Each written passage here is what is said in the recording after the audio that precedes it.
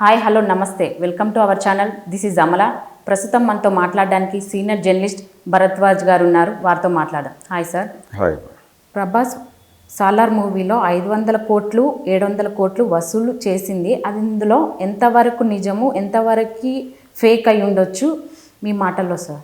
అంటే ఆ సినిమా 1000 కోట్లు టార్గెట్ అని చెప్తున్నారు. 1000 కోట్లు యాక్చువల్గా టార్గెట్ ఏంటంటే బాహుబలి పార్ట్ 2ని బ్రేక్ చేయాలి అనేది ప్రోగ్రామ్. వాళ్ళు అనుకుంది 1500 కోట్లు కలెక్ట్ చేయాలి అని. RRR సినిమా 1200 కోట్లతో ఉంది.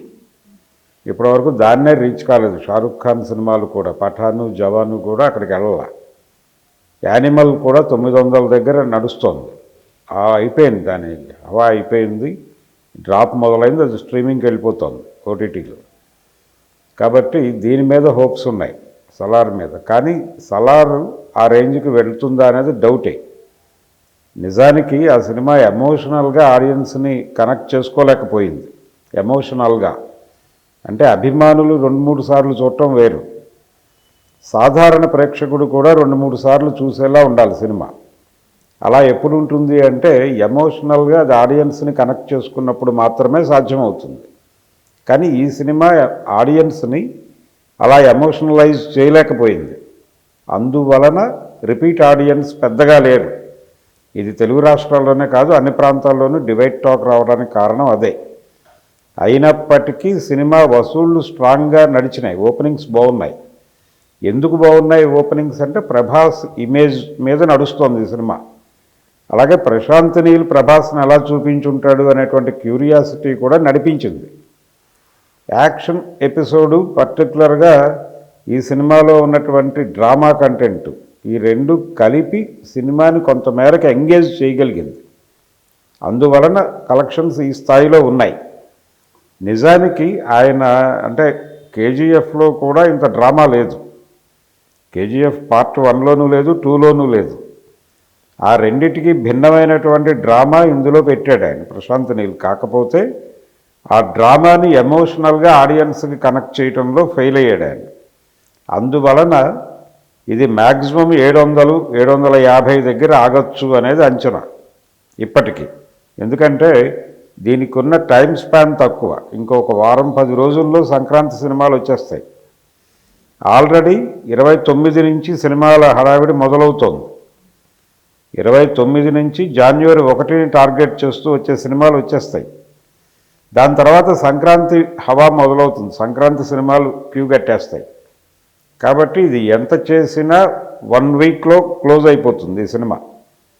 కాబట్టి మ్యాక్సిమం ఇది 700 కోట్ల వరకు వెళ్ళొచ్చు, 750 వరకు వెళ్ళొచ్చు అనేది అంచనా. ఈ 700 కోట్లు అనేది కూడా ఫేక్ అనేది ఒక మాట ఒక సర్క్యులేషన్లో ఉంది, ఒక చర్చ. అసలు ఫేక్ కలెక్షన్స్ చెప్తున్నారు అని.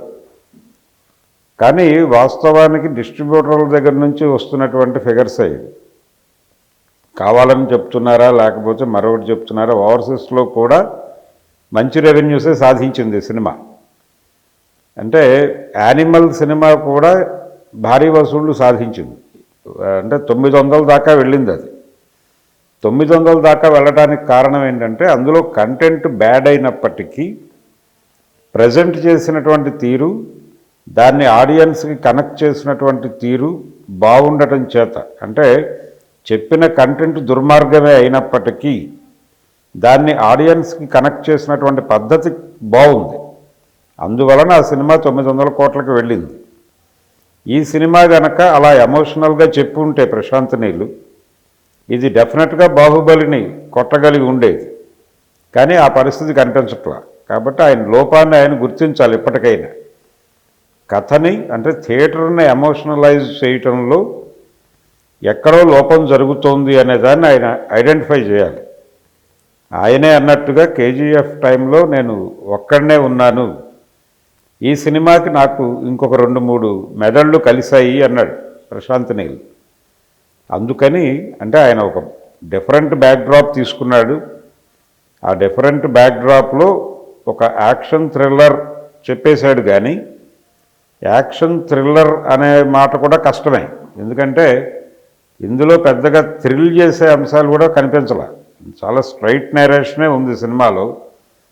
ఈ స్ట్రైట్ నరేషన్లో ఒక క్యూరియాసిటీ కలిగించిన అంశం ఏంటంటే వీళ్ళ స్నేహం వెనకాల ఏవైనా కుట్ర కోణాలు ఉన్నాయా అనే ఒక డౌట్ని ఆడియన్స్లో ప్లాంట్ చేయగలిగాడు.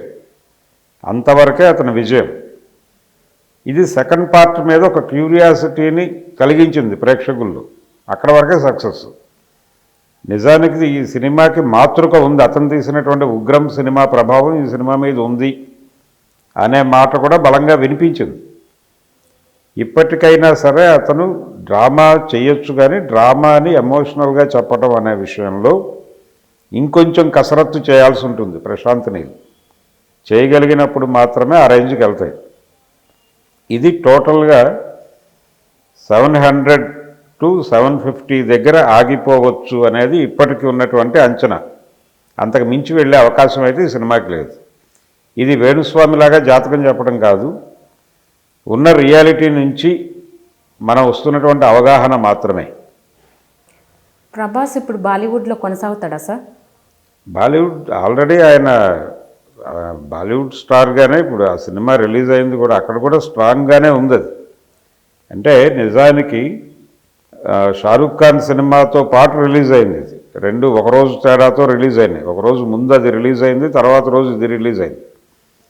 అక్కడ హిరానీ డైరెక్టర్, ఆయనకు ఒక ఇమేజ్ ఉంది, మున్నాభాయ్ తాలూకా ఇమేజ్ ఉంది ఆయనకి. అలాగే షారూఖ్ ఖాన్ 2 పెద్ద హిట్ల మీద వచ్చాడు. సలార్తో పోలిస్తే ఆ సినిమా కొంత డిఫరెంట్ సబ్జెక్ట్.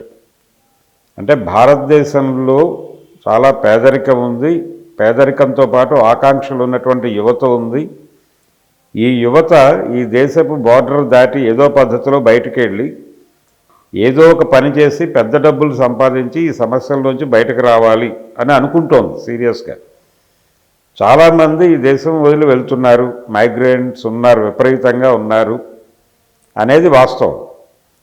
ఈ వాస్తవాన్ని ప్రజలకి కొంచెం టచ్చింగ్గా ఉండేలాగా చెప్పే ప్రయత్నం చేశాడు. దీనికోసం ఎంత రిస్క్ చేయడానికైనా ప్రయత్నం చేస్తున్నారు వీళ్ళు.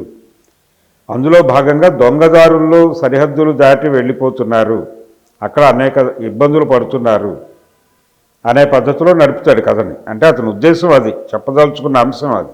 ఆ అంశం ప్రారంభంలో కొంత ల్యాగ్ నడవటం ఫస్ట్ హాఫ్, సెకండ్ హాఫ్ ఎమోషనల్గా నడిపినప్పటికీ దీనిలో ఉన్నంత యాక్షన్ పార్ట్ లేదు, దానిలో సలార్లో ఉన్నంత యాక్షన్ పార్ట్ లేదు. ఇంత అంటే నిజానికి హ్యూమన్ ఎమోషన్స్ని కనెక్ట్ చేసేటువంటి కంటెంట్ అయితే దానిలో ఉంది.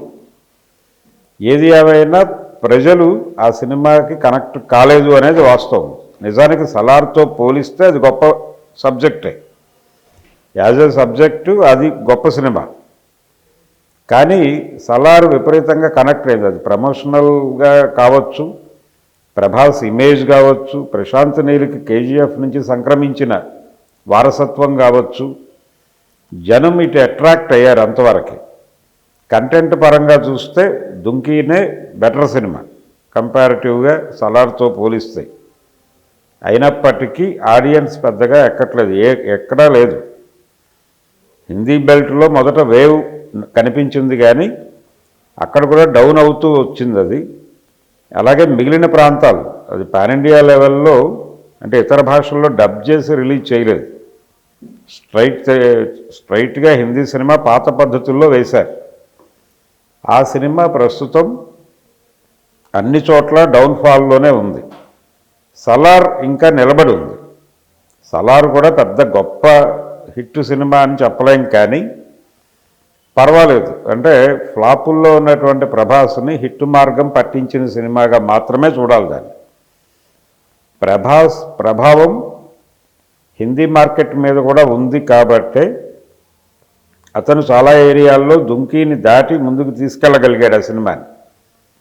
ఆ సినిమాలో ఎమోషనల్ కంటెంట్ లేకపోయినప్పటికీ వసూళ్ల పరంగా స్ట్రాంగ్గానే ఉంది. కారణం ప్రభాస్ ఇమేజు, అలాగే ప్రశాంత్ నీల్ మీద ఉన్నటువంటి అభిమానం, ఈ రెండు పనిచేసినాయి. ప్రభాస్కి ఇది దాదాపుగా వరుసగా బాహుబలి తర్వాత అతను చేస్తున్నవన్నీ పాన్ ఇండియా ప్రాజెక్ట్సే చేస్తున్నాడు. ఈ క్రమంలో వచ్చిన సినిమానే ఇది సలార్. రాధేశ్యామ్ కూడా పాన్ ఇండియా మార్కెట్ కోసమే చేశాడు ఆయన. అలాగే సలార్ ముందు చేసినటువంటి ఆదిపురుష్ అది కూడా పాన్ ఇండియా ప్రాజెక్టు, పైగా టీ సిరీస్ వాళ్ళది, వాళ్ళు ప్రొడ్యూసర్లు కూడా అక్కడ వాళ్ళే. ఆ సినిమా ఆయన ప్రమేయం లేకుండానే ఆయన కెరియర్ని ఇబ్బంది పెట్టినటువంటి సినిమా ఆదిపురుష్ అనేది. అయితే ఇప్పుడు ప్రస్తుతం ఆయన పాన్ ఇండియా మార్కెట్లో పాన్ ఇండియా స్టార్గా ఎమర్జ్ అయ్యి అయితే ఉన్నాడు. అయితే ఇక్కడి నుంచి వస్తున్న హీరోలను కంట్రోల్ చేయాలి అని బాలీవుడ్ అనుకుంటుంది అనేది పాతకాలం నాటి మాట. ఇప్పుడు అల్లు అర్జున్ ఉన్నాడు అక్కడే. గతంలో కూడా కమల్ హాసన్, రజనీకాంత్ లాంటి వాళ్ళు ఈ ప్రయత్నం చేశారు. ఈవెన్ చిరంజీవి కూడా 2-3 సినిమాలు హిందీలో నటించాడు. అందులో ఒక మోస్తరు విజయం సాధించింది, రెండోది పెద్ద విజయం సాధించింది ఆజ్కా గూండారాజ్. ఆ తర్వాత జెంటిల్మ్యాన్ సినిమా చేదు అనుభవాన్ని ఇచ్చింది, ఇక ఆపేశాడు ఆయన. ఇలా సౌత్ నుంచి వెళ్ళి హిందీ తెర మీద జెండా ఎగరేయటం అనేది జరిగింది, గతంలోనూ జరిగింది. ప్రభాస్ మరికొంత బలంగా నిలబడ్డాడు అక్కడ మిగిలిన వాళ్ళతో పోలిస్తే. నిలబడగలగటానికి కారణం మార్కెట్ అనేది ఓపెన్ అయింది. గతంలో ఓపెన్ అయి లేదు. ఇప్పుడు ఎవరైనా సరే ఏ లాంగ్వేజ్లో అయినా సరే ఏ పద్ధతిలో అయినా సినిమా చేయవచ్చు. అంటే వరల్డ్ మార్కెట్ కూడా ఓపెన్ అయి ఉంది సినిమాకి. కాబట్టి ఇంగ్లీషు సినిమాలు తీసే హాలీవుడ్ వాళ్ళు కూడా లోకల్ మార్కెట్లను దృష్టిలో పెట్టుకునే సినిమాలు డిజైన్ చేస్తున్నారు. అలాగే బాలీవుడ్ వాళ్ళు కూడా లోకల్ మార్కెట్లను దృష్టిలో పెట్టుకునే సినిమాలు డిజైన్ చేస్తున్నారు. లోకల్ సినిమాలు చేసేటువంటి డైరెక్టర్లు కూడా ప్రశాంత్ నీలు, రాజమౌళి వీళ్ళందరూ లోకల్ మార్కెట్ నుంచి వచ్చిన వాళ్ళే. వీళ్ళు వరల్డ్ మార్కెట్ని దృష్టిలో పెట్టుకుని స్క్రిప్టులు డిజైన్ చేస్తున్నారు. ఇది జరుగుతోంది. కాబట్టి ఎవరు ఎక్కడికి వెళ్ళాలి అన్నా వెళ్ళొచ్చు. ఇప్పుడు ఎవరు ఎవరిని ఇక్కడికి రాకూడదు అనే బ్యారియర్ కట్టేటువంటి పరిస్థితి కనిపించట్లా. మార్కెట్లు ఓపెన్ అయిపోయి ఉన్నాయి. ఓపెన్ అయినటువంటి మార్కెట్లలో అడ్డుగోడలు ఉండవు. కాబట్టి ప్రభాస్ అనివార్యంగా, ప్రభాస్ మాత్రమే కాదు, అల్లు అర్జున్ ఉన్నాడు అక్కడ తెలుగు నుంచి, అలాగే ఎన్టీఆర్ కూడా ప్రయత్నాల్లో ఉన్నాడు. పాన్ ఇండియా మార్కెట్ కోసం తీవ్ర ప్రయత్నాలు చేస్తున్నాడు. ప్రతి హీరో ఆ పనిలో ఉన్నాడు. తెలుగు సినిమాకి సంబంధించి నాని వరకు, నాని హాయ్ నాన్న కూడా పాన్ ఇండియా మార్కెట్లో రిలీజ్ చేయడానికి ట్రై చేశాడు. ఇప్పుడు తెలుగులో కొంచెం నోన్ ఫేస్ ఉన్నటువంటి ప్రతి హీరో కూడా డైరెక్టర్ల మీద విపరీతంగా ప్రెజర్ చేస్తున్నారు. మీరు చేయబోయే సినిమా పాన్ ఇండియా ప్రాజెక్ట్ చేయండి, ఆ మేరకు సబ్జెక్టు వెతుక్కోండి, అంతే తప్ప లోకల్ మార్కెట్ను దృష్టిలో పెట్టుకుని సినిమాలు చేయొద్దు. మీరు పాన్ ఇండియా మార్కెట్ను దృష్టిలో పెట్టుకుని సినిమాలు చేస్తే మీరు 4 డబ్బులు తినచ్చు, మేము 4 డబ్బులు తినచ్చు అనేది వ్యాపారంగా చూస్తున్నారు. దీన్ని రెమ్యూనరేషన్లు పెరగాలంటే మార్కెట్ పెరగాలి, మార్కెట్ పెరగాలంటే ఆ సబ్జెక్ట్ ఆ రేంజ్లో ఉండాలి అని ప్రెజర్ ఉంది డైరెక్టర్ల మీద. విపరీతమైన ప్రెజర్ ఫీల్ అవుతున్నారు డైరెక్టర్లు చాలామంది.